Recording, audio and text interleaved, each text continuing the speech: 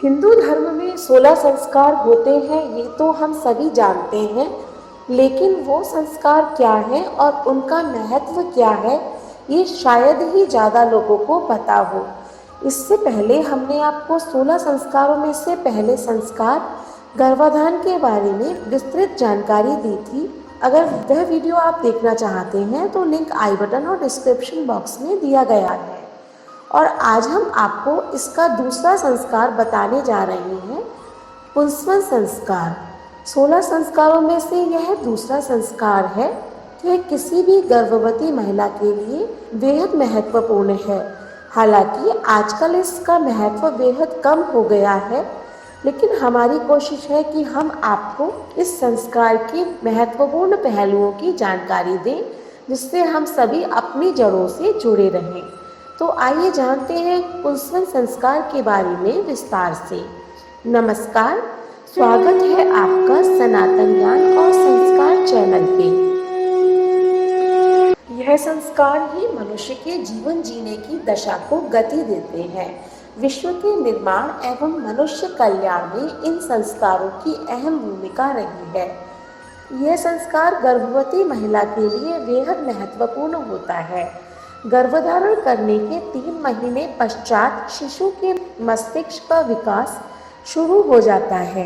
इसी समय पुंसवन संस्कार के द्वारा माता के गर्भ में पल रहे शिशु में संस्कारों की नींव रखी जाती है। शिशु इसी समय गर्भ में काफी कुछ सीखना शुरू कर देता है। कहते हैं कि इस द्वितीय संस्कार को करने से संतान एकदम हष्ट पुष्ट होती है, साथ ही गर्भस्थ शिशु की रक्षा भी होती है। गर्भधारण करने के बाद गर्भ की रक्षा के लिए शिशु के समुचित विकास के लिए गर्भणी का यह संस्कार किया जाता है।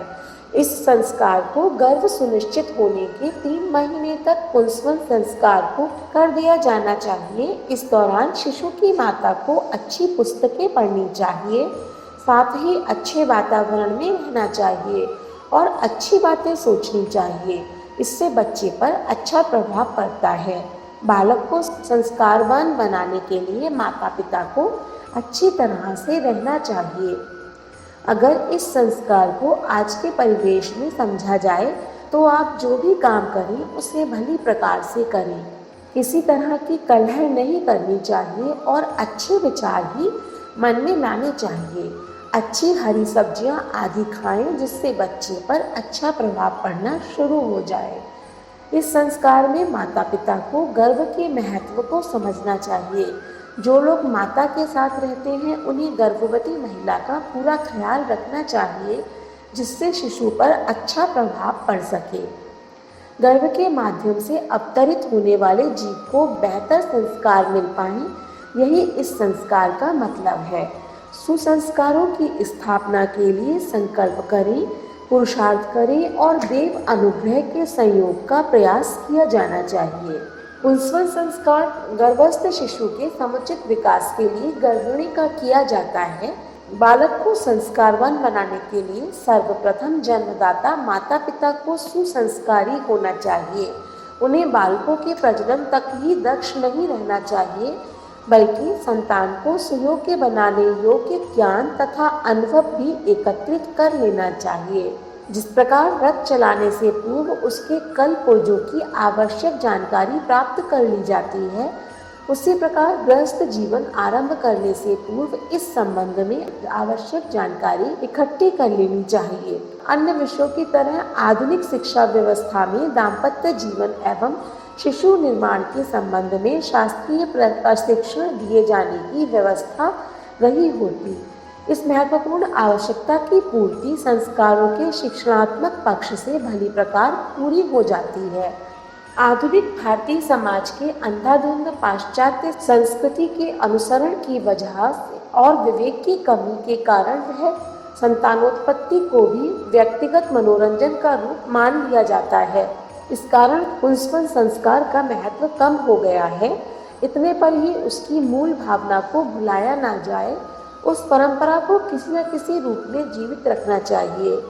गर्भ सुनिश्चित हो जाने पर 3 माह पूर्व हो जाने तक पुंसवन संस्कार कर देना चाहिए। विलंब से भी किया जाए तो दोष नहीं है, किंतु समय पर कर देने का लाभ विशेष होता है। तीसरे माह से गर्भ में आकार और संस्कार दोनों अपना स्वरूप पकड़ने लगते हैं, इसीलिए उनके लिए आध्यात्मिक उपचार समय पर ही कर दिया जाना चाहिए। गर्भस्थ शिशु के शारीरिक, बौद्धिक तथा भावात्मक विकास के लिए गर्भणी के अनुकूल वातावरण, खान पान, आचार विचार आदि का निर्धारण किया जाए।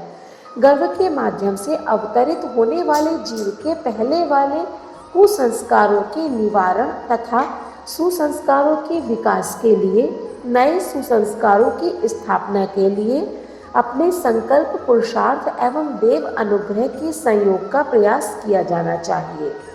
गर्भ के तीसरे माह में विधिवत पुंसवन संस्कार संपन्न कराना चाहिए, क्योंकि इस समय तक गर्भस्थ शिशु के विचार तंत्र का विकास प्रारंभ हो जाता है। वेद मंत्रों, यज्ञ, वातावरण एवं संस्कार सूत्रों की प्रेरणाओं से शिशु के मानस पर तो श्रेष्ठ प्रभाव पड़ता ही है, अभिभावकों और परिजनों को भी यह प्रेरणा मिलती है कि भावी माँ के लिए श्रेष्ठ मन स्थिति और परिस्थितियाँ कैसे विकसित किए जाए। गर्भ कौतुक नहीं, एक बहुत बड़ी जिम्मेदारी है। उसे समझा जाए और उस जिम्मेदारी को उठाने की तैयारी मानसिक तथा व्यवहारिक क्षेत्र में की जानी चाहिए। गर्भ के माध्यम से जो जीव प्रकट होना चाहता है, उसे ईश्वर का प्रतिनिधि मानकर उसके लिए समुचित व्यवस्था बनाकर उसके स्वागत की तैयारी करनी चाहिए। गर्भ पूज्य है। कोई पूज्य व्यक्ति सामने हो तो अपने स्वभाव तथा परस्पर द्वेष वैर को भुलाकर भी शालीनता का वातावरण बनाया जाता है।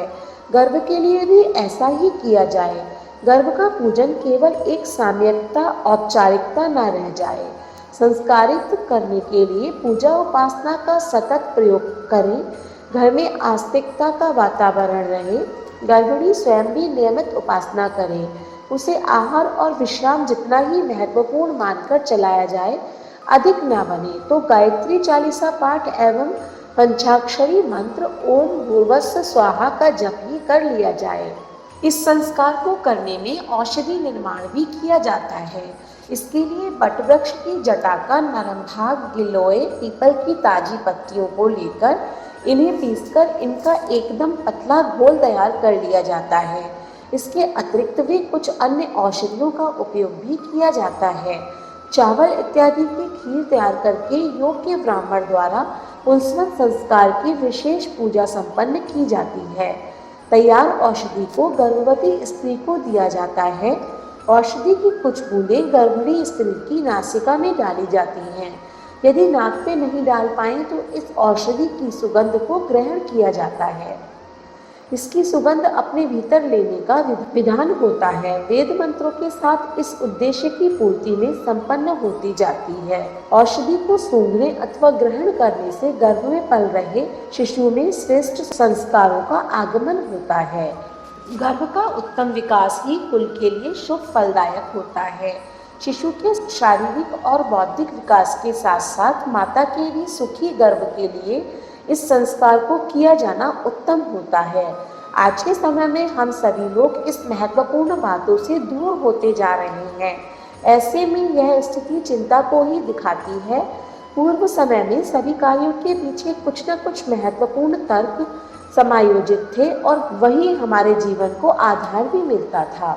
यदि आज के समय में भी हम इन सभी बातों को समझें और इनके अनुरूप आचरण करें तो हमें जीवन में सहज ही आगे बढ़ने की प्रगति प्राप्त हो सकेगी। यह संस्कार करने से गर्भस्थ शिशु के अंगों का विकास सही से होता है। एक स्वस्थ संतान की चाह सभी दंपतियों की चाह होती है। ऐसे में इन संस्कारों का योगदान उनमें सहयोग देने वाला होता है।